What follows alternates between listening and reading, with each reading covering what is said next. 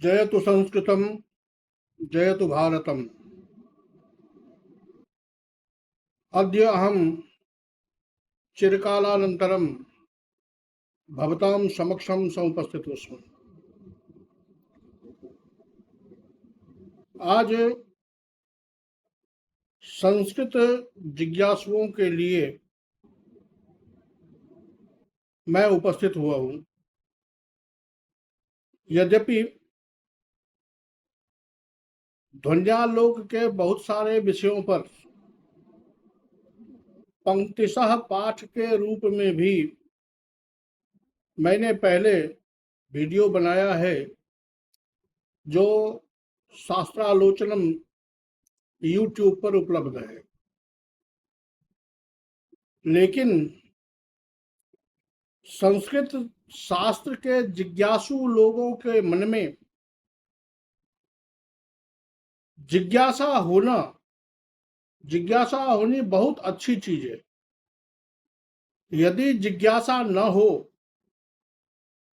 तो फिर उसका प्रशमन नहीं हो सकता। ऐसे ही कुछ शास्त्र चिंतकों के मन में जो छोटी मोटी शंका हुई, उसका यथोचित समाधान लेकर मैं उपस्थित हुआ हूं। यद्यपि शंका सामान्य है, लेकिन जब एक बार शंका हो जाती है तो उसका समाधान आवश्यक हो जाता है। ध्वन्यालोककार ने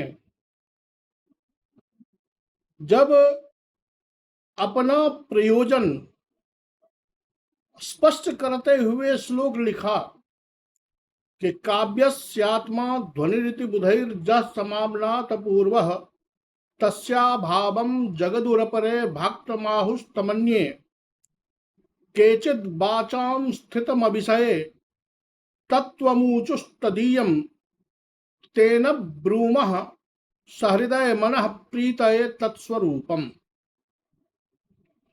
यहां उन्होंने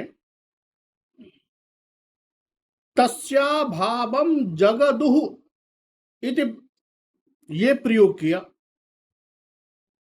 जगदुः प्रयोग कहता है कि इसका अभाव लोगों ने बताया है। इसका मतलब कि अभाव पहले से प्रमाणित है। जब इसके नीचे वृत्ति उन्होंने लिखी तो स्वयं लिखा कि अमी विकल्पाः संभवन्ति। अब देखिए कि नीचे व्याख्या पढ़ने वाले जो हैं, टीका पढ़ने वाले जो हैं, वो जब इस टीका को पढ़ते हैं तो स्वभावतः वहां परमादरणीय लोचनकार ने जब व्याख्या की तो उन्होंने कहा कि जगदुह पद को लेकर ये स्पष्ट हो जाता है कि ये पहले से कहा हुआ है। लिट लकार का प्रयोग है भूत अर्थ में। जब पहले से कह दिया गया है तो फिर संभवंती कहा जाता है। ये कैसे हुआ? जो चीजें पहले से कही हुई है वो अगर आप फिर से कह रहे हैं तब तो यहां पुनरुक्ति दोष लग जाएगी, क्योंकि आप कही हुई बातों को ही कह रहे हैं। और यही शंका का कारण है कि ऐसा कैसे हुआ। अब पुनः आगे चलकर जब वो अभाववादियों का विकल्प रखते हैं तो कहते हैं केचिदाचक क्षीरण, अर्थात कुछ लोग ऐसा कहें। वहां स्पष्ट लिंग लकार का प्रयोग है। इस पुनरुक्ति शब्द का, जो पुनरुक्ति का प्रयोग लोचनकार ने दिया है, उसके समाधान के लिए, या समाधान क्या, उसको जानने के लिए, उसकी स्पष्टता के लिए हमें ऐसे समझना पड़ेगा, यद्यपि टीकाकार ने वहां अपने हिसाब से स्पष्ट कर दिया है, लेकिन टीकाकार की बातें थोड़ी रहस्यमयी और थोड़ा गूढ़ तो होता ही है। यहां अभावम जगदुह पद कहता है कि जब सहृदयों के द्वारा यह प्रमाणित हो चुका है कि काव्यस्यात्मा ध्वनि, काव्य की आत्मा ध्वनि है, जिसके लिए उन्होंने मौन निषाद प्रतिष्ठाम तमगमा शाश्वती समाह जत्क्रंच मिथुना देकम अवधि काम मोहितम इत्यादि उदाहरण प्रस्तुत किए हैं। उसका अभाव शास्त्रज्ञों ने कहा कि यह ध्वनि नाम का कोई चीज नहीं है, इसलिए जगदुह का प्रयोग है कि आज तक उस पर किसी ने विचार नहीं किया, ध्वनि कैसा है, क्यों है, कहां है इत्यादि का विचार किसी ने नहीं किया है, इसलिए उनके नजर में अभाव है। अगर उनके नजर में कहीं न कहीं ध्वनि होता तो वो अपने शास्त्रों में इस बात को प्रमाणित करने का प्रयास करते या प्रमाणित करते, लेकिन ऐसी चीजें, ऐसी बातें, ऐसी चर्चाएं हमें कहीं उपलब्ध नहीं हुई है, इसलिए वो कहते हैं जगदुह। तो फिर अगर जगदुह, तो फिर यहां संभवंती कैसे? तो अब देखिए कि अभाव तो जगदुह, अभाव तो लोगों ने आज तक उस पर कोई बात नहीं की, इसका मतलब है कि उसका अभाव स्वीकार किया गया, लेकिन आज तक कहीं किसी ने ये नहीं बताया खुल के कि भाई इस तरह से ध्वनि का अभाव है। तो अब जब अभाव तो प्रमाणित हो गया है, लेकिन अभाव का कोई विकल्प प्रमाणित नहीं है कि किस तरह से अभाव है। कैसे आप कह सकते हैं कि काव्य में ध्वनि नहीं है, कैसे आप कह सकते हैं कि ध्वनि काव्य की आत्मा नहीं है, इस बात पर किसी ने चर्चा नहीं की, इस बात का कोई विकल्प किसी ने नहीं दिया, इसलिए अब विकल्प की संभावना की जा रही है। याद रहे कि अभाव है, ये जगदुह है, क्योंकि आज तक कोई बात सामने नहीं आई, किसी ने ध्वनि पर चर्चा नहीं की। अब जो संभवंती प्रयोग है वो अभाव को लेकर नहीं है, अब अभावस्य विकल्पा संभवंती, कि कैसे वो कह सकते हैं, किस प्रकार वो अभाव दिखा सकते हैं, इसलिए वो कहते हैं कि संभवंती। अब ऐसा हो जाने पर कि ध्वनेह अभावम जगदुह, ये पहले था, विकल्प नहीं था, तो विकल्प नहीं था तो भूतकाल में वो विकल्प नहीं आया। अब विकल्प ध्वन्यालोककार दे रहे हैं, इसलिए वो कहते हैं कि अमी विकल्पा संभवंती, इसलिए अब उनके कथन में पुनरुक्ति नहीं है। यदि हम अभावः पद से ही इस विकल्प को भी पूर्वतनीय मान लें तब पुनरुक्ति होगी, लेकिन ऐसी बात नहीं है, क्योंकि उस समय विकल्प नहीं थे। विकल्प आनंद वर्धन ने दिया, तो कैसे दिया? इसलिए वो आगे कहते हैं केचिदाचक क्षीरण, अर्थात विद्वान लोग इस तरह से उसके अभाव की प्रकल्पना करें। जो अभाव मानते हैं, जिनके मन में यह है कि ध्वनि नाम का कोई चीज नहीं है, वो कैसे बताएंगे? तो इस तरह की संभावना वो कर सकते हैं, या उनको करना चाहिए, या वो ऐसा करें, इसलिए वहां उन्होंने आचक क्षीरण का प्रयोग किया है। तो अब जगदुह यहां संभवंती और वहां आचक क्षीरण। पुनरुक्ति शब्द का प्रयोग जो आचार्य अभिनव गुप्त ने लोचन टीका में की है वो इसीलिए की है कि जगदुह पद से अगर अभाव कह दिया गया तो फिर संभवंती कैसे होगा। अगर कहे हुए चीज की ही पुनः कथन होगा तो वो पुनरुक्ति होगी। लेकिन जब हम देखते हैं कि अभाव है लेकिन उसका कोई विकल्प नहीं है, आगे जो संभवंती है वो विकल्प के लिए है, इस तरह पुनरुक्ति दोष का निराकरण हो जाता है, पुनरुक्ति नहीं है। आगे चल के वो कहते हैं कि विद्वान लोग ऐसे परिकल्पना करें इस तरह से। तब उन्होंने 3 बात उपस्थापित किए हैं जो प्रायः सभी जानते ही हैं कि एक में उन्होंने जो दिया हुआ है कि आप शब्दार्थो तावत शरीरम, शब्दार्थ जो है वो शरीर है, रस रीति गुण इत्यादि जो है वो पहले से कहे गए हैं, तो फिर ध्वनि नाम का ये कौन सा चीज आप कहने जा रहे हैं, ध्वनि नाम का कोई चीज यहां पर उपलब्ध नहीं है। दूसरे मत का उसी में फिर उन्होंने अपना दूसरा मत भी रखा है। इसके लिए वाच्य से ध्वनि पृथक है, इसके लिए आचार्य आनंद वर्धन ने ध्वनि प्रस्थापन करते समय जब वो ध्वनि की स्थापना कर रहे हैं उसी समय उन्होंने दिखा दिया है कि वाच्य अलग है और व्यंग्य अलग है, ध्वनि अलग है, शब्द अलग है और जो शब्द है वो सबसे पहली शक्ति उसमें वाच्य ही लगती है, वाच्यार्थ प्राप्त होता है और उससे कभी भी ध्वनि का ज्ञान नहीं हो सकता।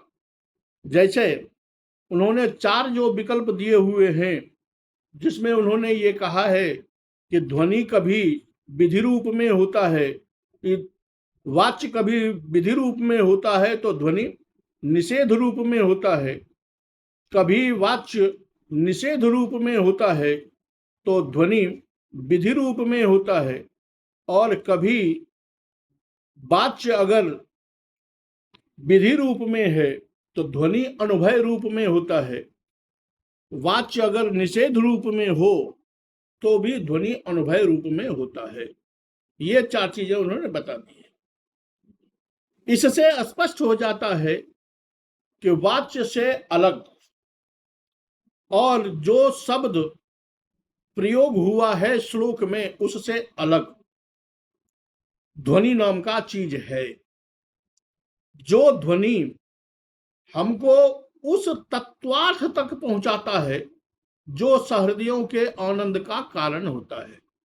जैसे कि पहले ही मैंने बताया मांग निषाद प्रतिष्ठान तमगमा शाश्वती समाह में वाल्मीकि के द्वारा दिया गया जो साप है वहां ऋषियों के द्वारा साप दे देना ये लोगों के आनंद का कारण नहीं बनता है, या व्याध ने क्रौंच को मार दिया ये लोगों के आनंद का कारण नहीं है, बल्कि महर्षि वाल्मीकि के हृदय में उस क्रौंच के वियोग में रोती हुई क्रौंची का जो दर्द है वो दर्द जब वाल्मीकि के हृदय में आया, क्योंकि ऋषि लोग जो हैं वो सभी भूतों को सभी जीवों को एक समान देखते हैं, तो वो क्रौंची का दर्द वाल्मीकि का दर्द है और वो दर्द शब्द रूप में प्रकट हो गया, तो वाल्मीकि के हृदय का जो दर्द है वो दर्द वस्तुतः लोगों के सहृदयों के आनंद का कारण बनता है। जैसा कि स्वयं लोचनकार ने भी कहा है, क्रौंच्या क्रंद जनित शोकः का प्रयोग उन्होंने किया है कि क्रौंची के आक्रंद से आक्रंदन से उत्पन्न जो वाल्मीकि के हृदय का शोक है वो काव्यज्ञों के लिए, सहृदयों के लिए आनंद का कारण है। इस तरह हम देखते हैं कि वाच्य से ध्वनि जो है वो अलग है। वाच्य या जो शब्द हमारे सामने है वो ध्वनि नहीं है। ध्वन्यात्मक तत्व ही उस वाच्य में निक्षिप्त, उस वाच्य में निलीन, उस शब्द में निगूढ़, उस परम ध्वनि नामक तत्व को स्पष्ट करता है, या उस वो ध्वनि ही है जो उस तत्व को स्पष्ट करता है जो सहृदयों के आनंद का कारण होता है। जैसा कि उन्होंने आगे चल के 4 उदाहरण दिए हुए हैं।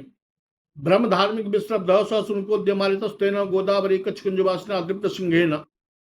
यहां पर ब्रह्म पद का प्रयोग हुआ है।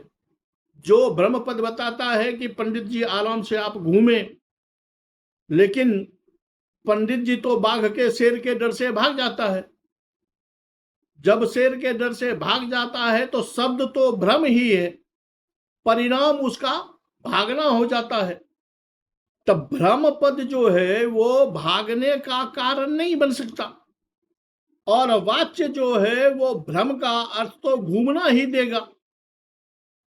लेकिन परिणाम क्या होता है? भागता वो क्यों है पंडित जी? क्योंकि उसके मन में शेर का, बाघ का डर होता है। वो डर कौन बताएगा? वो डर वाच्य नहीं बता सकता, न वो ये शब्द बता सकता है। तो उस डर को बताने के लिए ही इस ध्वनि की आवश्यकता है, और यही ध्वनि काव्य की आत्मा होती है। यही जब आगे चले हैं अभाववादी के बाद, तो लक्षणावादी का भी खंडन उन्होंने किया है। तो लक्षणावादी का खंडन तो लोगों के सामने में स्पष्ट है, क्योंकि लक्षणा का मूलाधार जो है वो मुख्यार्थवाद है, तत्संबद्ध है, रूढ़ि व प्रयोजन है। इस 3 के अभाव में लक्षणा हो ही नहीं सकती। जब लक्षणा नहीं हो सकती तो फिर ध्वनि का लक्षणा में होना यह कभी संभव नहीं हो सकता है, क्योंकि ध्वनि जो है उसका वाच्य से कोई संबंध नहीं है, और लक्षणा जो है वो वाच्य पर ही आधारित है।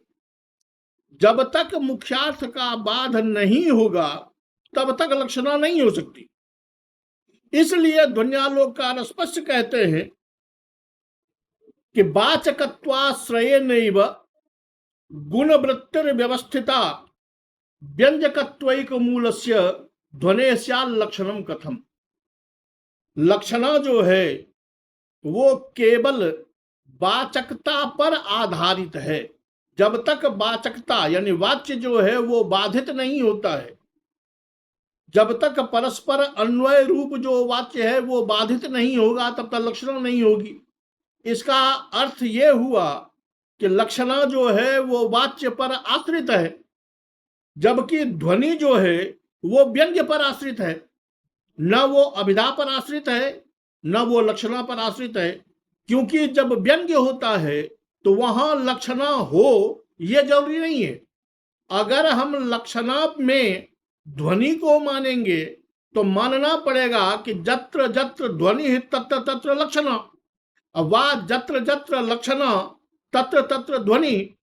लेकिन ऐसा होता नहीं है, क्योंकि रूढ़ी मूला और प्रयोजन मूला दोनों है। रूढ़ी मूला में भी लक्षणा होती है, लेकिन वहां ध्वनि तो होता नहीं, क्योंकि वहां व्यंग्य नहीं है। वो तो प्रयोजन मूला में केवल होता है, अन्यत्र नहीं होता। इसलिए लक्षणा के आश्रय में ध्वनि नहीं है। और जो तीसरा वाद है अनिर्वचनीयतावाद, वो तो स्पष्ट है कि अनिर्वचनीयतावादी के मत में ध्वनि नाम का चीज तो है। हाँ, वो कहते हैं कि ध्वनि एक ऐसा तत्व है जिसका हम निर्वचन नहीं कर सकते, जिसकी हम परिभाषा नहीं कर सकते, जिसको हम मुंह से शब्दों द्वारा बता नहीं सकते। लेकिन इससे ये तो स्पष्ट हो गया कि वो मानते हैं कि ध्वनि नाम का चीज है, तो उनका खंडन तो स्वतः हो जाता है कि जब ध्वन्यालोककार उस ध्वनि की परिभाषा भी कर रहे हैं, ध्वनि का भेदोपभेद भी बता रहे हैं, ध्वनि की स्थिति भी बता रहे हैं, तो फिर आप ये कैसे कह सकते हैं कि उसका निर्वचन नहीं किया जा सकता। हाँ, ये अलग बात है कि वो निगूढ़ तत्व तो है, जिन्होंने अनिर्वचनीय कहा था, उनकी अपनी अशक्ति का प्रदर्शन होता है कि वो उसका निर्वचन नहीं कर पाए। इन्होंने स्पष्ट कहा है ध्वन्यालोककार ने कि प्रतीयमानम पुनरण्य देव वस्तुस्ति बाणीषु महाकवीनाम जज्जत प्रतिता जत्तत् प्रसिद्धा वैवातिरिक्तम विभाति लावण्यमिवंगनासु, अंगनासु लावण्यम इव, तब अंगना के शरीर में लावण्य नाम का कोई चीज अलग से स्पष्ट तो होता नहीं, बल्कि नाक कान मुंह आदि जो विभिन्नावयव हैं, उस विभिन्नावयव में ही वह सौंदर्य भी रहता है।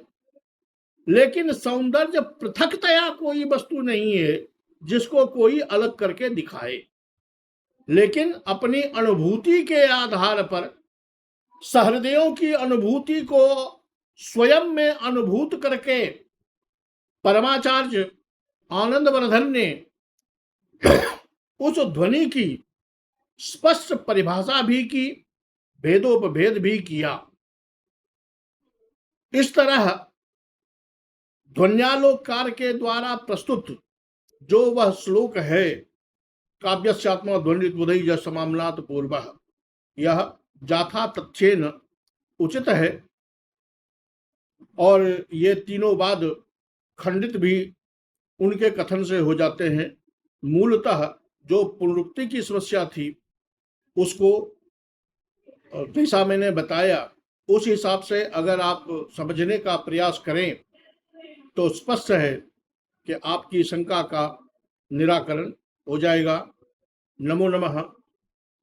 यदि काचित शंका पुनः जागरति, यदि मदीये कथने मदीये व्याख्याने क्वचिदपि संदेहास्पदम स्यात् किमपि, तर्हि पुनः सूचनीयोऽयम् एषः जनः पुनः परिमार्जनं विधास्यामि।